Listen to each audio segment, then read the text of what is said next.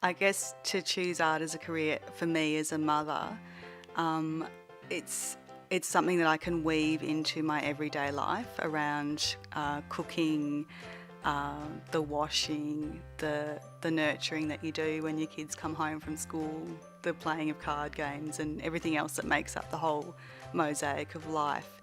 It's a beautiful way to express yourself, and also to entwine it with everything else is such great. I feel really, really blessed to have this as my life experience. I'd have to say I'm a little bit of a bowerbird in that I just happen to find upon things in op shops or garage sales which just probably only speak to me, and someone else might walk past them and go, what on earth is that object that's just got no meaning to me?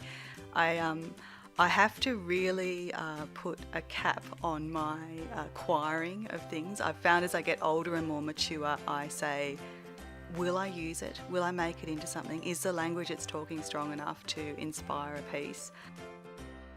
I'm working on a mixed media piece on some beautiful vintage paper with a combination of pencil, some tissue paper you can see here, and some pieces of a collagraph print that I've done recently with a friend who's a printmaker. She used to be aghast that I was always cutting my prints up, but now she totally appreciates that I'm reusing them and using them as elements to bring out other stuff, other stories in other pieces. A typical day in the studio is probably around mid-morning after the washing up, chores and breakfast is done. And my studio space contains my laundry, so I can have time breaks with when the washing's done and have some sunshine. I usually probably do between 4 to 5 hour sittings with laundry breaks, and cups of tea. Obviously that's an essential element to the art process.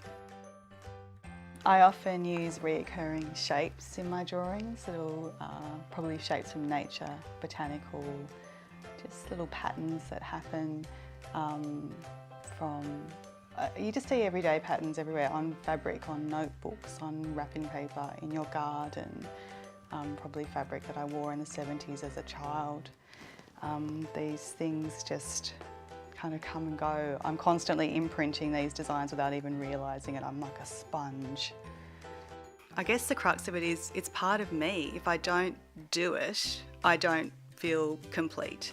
It's like breathing for me. You say, why are you breathing? Well, to stay alive. Why am I making art? A part of that is to stay alive, is just to be, bring out some of the vibrant inner bits of myself that there's no other way to express them.